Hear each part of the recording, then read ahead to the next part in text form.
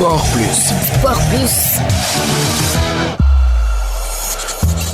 Bonjour et bienvenue dans votre rubrique sportive Sport Plus. Contrairement aux informations relayées depuis lundi matin, le tribunal arbitral du sport n'a à ce stade rendu aucune décision dans le dossier opposant la Fédération sénégalaise de football à la CAF. Le recours de la Fédération sénégalaise de football sera déposé ce mardi selon nos confrères de la RTS. Autrement dit, aucune décision officielle du tribunal arbitral du sport n'est encore intervenue. À quelques jours du match amical contre le Pérou le 28 mars, le regroupement des Lions a officiellement débuté lundi à Paris. Plusieurs joueurs sont déjà présents, dont le capitaine Kalidou Koulibaly, Ismaïla Jakobs, Antoine Mendy, Mamadou Sarr, Nicolas Jackson, Abdoulaye Seck, Pathé Ciss, Bamba Dieng qui effectue son retour, Edouard Mendy, Iliman Ndiaye, Chérif Ndiaye, Habib Diarra, Hassan Diawo, Mamadou Diankho qui répond également à sa première convocation et Ibrahima Mbaye. Le rassemblement prépare également la rencontre contre la Gambie, match amical programmé le 31 mars au stade Abdoulaye Wade. Le tirage au sort des huitièmes de finale de la Coupe de la Ligue du Sénégal a été effectué lundi à Dakar. Un tirage qui a accouché de plusieurs affiches phares dont le match devant opposer AGEL de Rufisque à l'AS Pikine. L'AS Douane va affronter HLM de Dakar. NGB Niary Tally va aussi défier la Sonacos de Diourbel alors que Diambar va en découdre avec l'AS Kaffrine. Les rencontres des huitièmes de finale de la Coupe du Sénégal sont prévues donc les 1er et 2 avril 2026. Le vainqueur de l'édition 2026 de la Coupe de la Ligue va empocher une enveloppe de 15 millions de francs CFA. Le finaliste malheureux va recevoir 5 millions. L'équipe classée 3e se retrouvera avec 2 millions et la 4e 1 million de francs CFA, indique la Ligue sénégalaise de football professionnel. Elle ajoute que les quarts de finale et les huitièmes de finale vont recevoir respectivement 500 000 francs et 250 000 francs CFA. Rappelons que la Coupe de la Ligue, c'est la compétition organisée en 8 poules de 4 équipes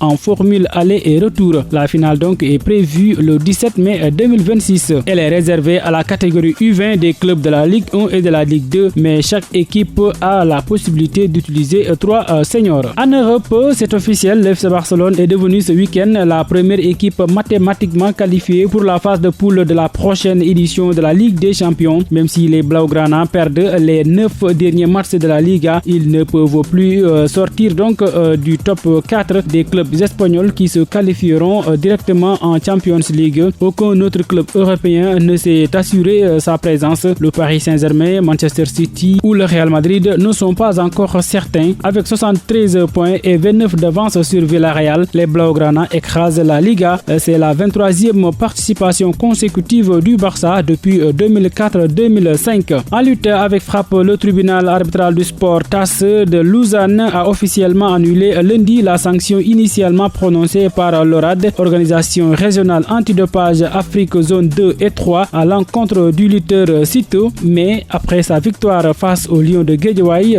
Sito et ses avocats ont saisi la juridiction suisse qui, après avoir examiné le fond du dossier, a statué que ce contrôle antidopage n'avait pas été mené dans les règles rendant de fait la procédure caduque. Le phénomène de Lansar a donc été officiellement blanchi de toute accusation de dopage par le TAS lundi. Aucune sanction ne pèse plus sur ses épaules. Yalminbi peut donc désormais sereinement se projeter sur la suite de sa carrière. Rappelons que depuis son combat contre Modou Lo le 24 novembre 2024, Sito, de son vrai nom Moustapha Senghor, était sous le coup d'une suspension pour avoir refusé d'effectuer un test antidopage. La décision était finalement tombée le 27 juin 2025 pour le lutteur de Diamaguène qui devait faire face à une suspension de 2 ans prononcée par l'organisation régionale antidopage Afrique zone 2 et 3. À 15 jours de son affrontement face à Modou Lo, Sa Thiès assure qu'il avait le talent nécessaire ainsi que la bonne stratégie pour vaincre le roi des arènes et ainsi mettre fin à 7 ans de règne du lutteur des Parcelles Assainies. Dans le cadre d'un entretien accordé à Lutte TV en marge à 2 semaines du combat, le fils de Double Less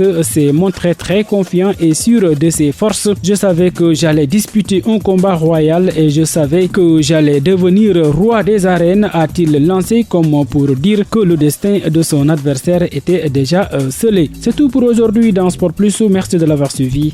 Rendez-vous demain pour un autre numéro.